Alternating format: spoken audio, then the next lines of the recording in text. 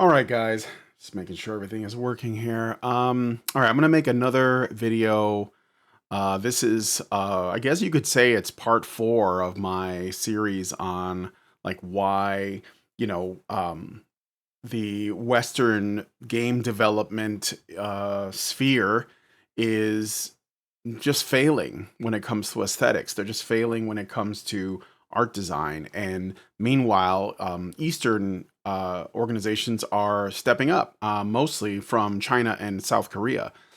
And this is not me taking sides when it comes to China and South Korea. This is me simply explaining why they are winning where we are not, or at least the people who are supposedly like us, our culture is failing. So I saw this tweet. I'm sorry, this is sort of like haphazardly thrown together, but I have some things to say about this. So I saw this tweet or this post from C. Sarah Joel. I don't even know how to pronounce it. Apparently, an indie game developer and artist that had this to say. She says, "I'm assuming it's a girl. I drew something I've noticed that I haven't seen anyone else talk about. Why are big studios so obsessed with nasolabial creases?" Now, what she means by nasolabial creases, we're going to get a closer look here. You see this drawing on the left is of an attractive female, and this one on the right is of a female, but you'll notice she looks older and slightly less attractive because of these lines here by the nostrils. These are nasolabial creases. That's what she's talking about. Now, I think this is completely right. This is, I think it is a choice you could make if you're going for realism, but it doesn't necessarily make it aesthetic. And that's why the image on the left is more attractive and more appealing than the image on the right. And she goes on to make some comparisons. So you see the actress here and the character she plays in Fable. It's not just that she appears to be masculinized, but one of the reasons why is because of where the art direction essentially has a focus on hyper realism, or at least an approach to realism, which that means warts and all, right? That brings into focus the flaws, the things that are even, women generally try to like downplay by wearing makeup and filters on their phones and all that. So this is possibly an oversight, but most likely it is it is a decision that they are making to essentially focus on the real because I guess they want to protect the sensibilities of women who feel a little, I don't know, like overshadowed by the hyper real, or not the hyper real, rather, I'm sorry, the aesthetic, right? So we'll just look at a couple of examples. You see, we're not looking at this character. We're looking at the woman on the left here. You see that she has the nasal creases as well, and and what it does is it makes people look older, especially women. It makes female characters look older than they should be. It puts unnecessary focus on that. So I wanted to show you guys, at least in my opinion, why. Now, some people are saying it's a lighting thing. Oh, it's just bad lighting. That is not true. Again, at the end of the day, there is a choice. Like when you see these wrinkles and also on the forehead and around the jaw and the chin and stuff, the lighting could bring that out, but that doesn't mean this is, if you soften it, that doesn't mean that, that we just have to deal with it, right? And I'm going to give you guys an example of what I'm talking about. We're going to look at a book that I brought up before, which is How to Draw Comics the Marvel Way. And I'm going to show you guys what it should look like. So this is the book I bought years and years ago. I still kept it in pretty decent condition, called How to Draw Comics the Marvel Way. And it has a particular focus on what I was saying before, dynamism, but more than that, it is about the reality of making art. It's about the focus on aesthetics. So I don't know if you guys can see this really well, but this has a lot of sections. It's not really teaching you anatomy so much as the techniques of creating appealing imagery. Okay, it's not going to make you into like a Frank Frazetta or a Da Vinci, but if you apply these principles of aesthetics, then you're going to have more success. So in this chapter, they talk about drawing the female face. Okay, there's a section on faces, and they spend a little bit of time on drawing male faces. But female faces are more. There's actually more of a challenge to doing those well, because it's easy to draw male faces. You can literally play with all kinds of different designs and approaches, and it still looks appealing. These are all very appealing designs, even if they're not like hyper handsome, kind of heroic faces like this, which also work. I hope you guys can see this okay, because I know that the sun is making this a little bit hard to look at. But when you're doing women, it's very important that they remain appealing, and that means that you have to be very diligent. So there's extra care being put to this. Some of the stuff, and this is where we get into the creases thing, the discussion. Some of the stuff that they are doing now is they're putting too much attention on details and not enough on the general form. So in this book, they specifically say, try to draw the eyelashes, for example, as one solid like shape. We know, and our minds can complete the picture, right? So let's go to this is Sue Storm from the Fantastic Four. So if we look at, their step by step here, you see that on this face, there's like the cheekbones that are, I can't really, because I'm using my phone as a camera here. So the cheekbones are sort of sketched out, but we don't want to like actually complete that line when we make the final, marks, or the final sketches, because it will make her look like she's had a ton of plastic surgery. In fact, you can look now at women and men who have had tons of plastic surgery to make them look young, and they will have a face like this. This we don't want, because it's extremely like frightening, but we use it as a guideline to bring in, these like very soft features. We know it's a woman. We can tell right off the bat, right?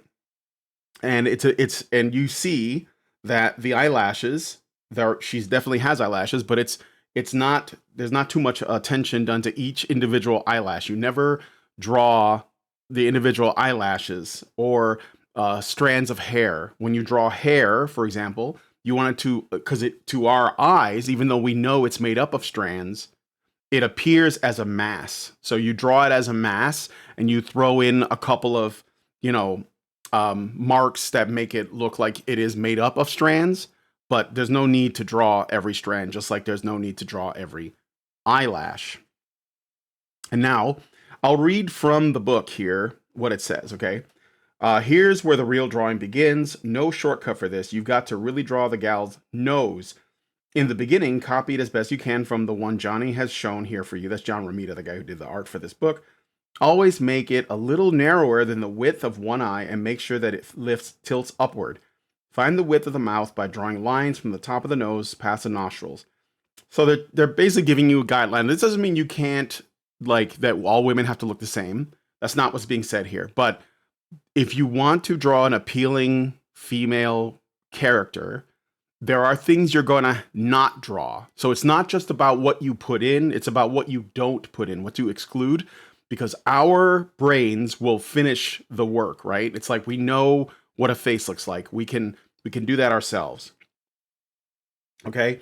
And I'm going to jump ahead here to this next bit. So they talk about expressions. I'm going to show you some of the expressions here.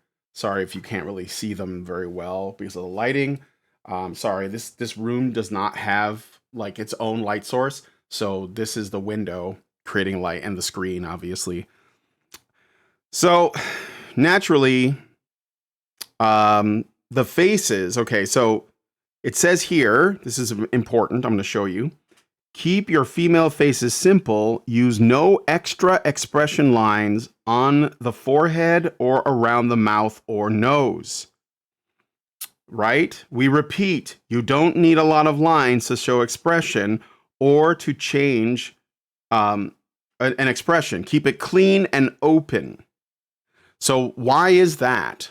Because the thing is, if you draw too many lines on a face, and especially a woman's face, You will make them look older. It's unflattering and it loses its aesthetic appeal. Obviously, women have lines on their faces, but unless you want that to be what people focus on, you shouldn't do it. You don't have to do it, okay? All you have to do is get the general shape right, and we'll do the rest of the work. The people looking at the art will complete the picture for you, okay? They even talk about in the book how you can actually, like, make some slight changes so that all the women don't look the same. So this is a woman that is supposed to be more sophisticated or maybe like a villainous. And so what do? They change the shape of her face to be a slightly more angular. They gave her eyebrows a bit of an arch, and they gave her some sophisticated earrings. And then they also talk about an older woman. This is like a really good example of, how you can do that without, again, making them look unflattering. Because even an older woman, you see the lines they use are minimal. They give her a little bit of a chin area, like where she's a little bit puffy, draw some very small lines under her eyes, and then they change the hair, and the earrings, again, are more sort of conservative. And this suggests her age and her maturity, right? So anyway, I wanted to show you guys that because those are, in fact, rules that should be used. I think that they're a good way to get the point across of an attractive female without, necessarily over detailing it. Because the more line work you put into a drawing, the busier it gets, and you're changing the focus, right? You're changing the priority. So in drawing, just like anything else, there is a hierarchy of attention. And so if you want to draw attention to something, you'll put more work into it, and people will drill down on that. That's sort of like a almost like a central principle of art, right? So this is something that a lot of people seem to be missing. It's not just because there's this hyper focus on realism, and I think that has something to do with not just like these kind of feminist sensibilities around beauty standards, but it's also a byproduct of trying to make gaming like Hollywood, where the people involved are actors, and they're expected to get FaceTime, and so they want the the games to look just like them, and this is intentional. And I think that this is why things are ugly. So it's not just the masculinization of female characters or the feminization of male characters or all of this representation, DEI, trans stuff. But there is also like here, this is a really great example. This is a really great example. So you can see here that Morrigan, the succubus, they give her these like lines. We don't need them. In fact, you can probably in this nose too, there's too much work put into it. Now, sometimes in anime, artists will, try to kind of get away with not drawing a nose at all or being very minimalist on it. Like they'll just draw a little tiny shape. And I mean, that could work, but it does work. People know that's a nose, right? Like people know Krillin has a nose, despite the fact that they never draw one on him. But I actually can admire that the old Marvel artists, not the new ones, I don't think, but the old Marvel artists from back in the day, they had like a technique of drawing the nose to where you could see that it was there. They even put the nostrils on there, but they don't make it a focus.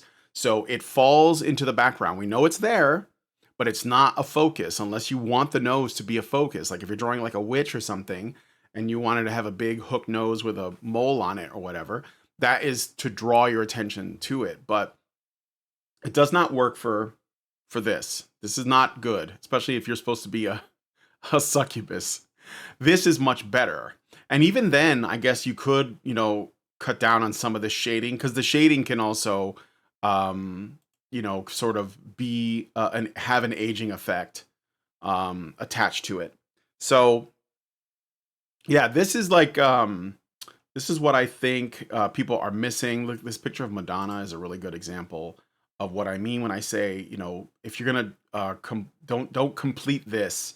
Even in this one, there's too much line work going on. Like I know this is a photograph, but you know what I'm saying? If I were to draw this Madonna, I would leave a lot of this stuff out. And it's okay. People will know what's going on because we know what human beings look like. So anyway, I just wanted to like talk about that a little bit, give you guys a sense of what I was feeling with regards to this conversation. So let me know what you guys think.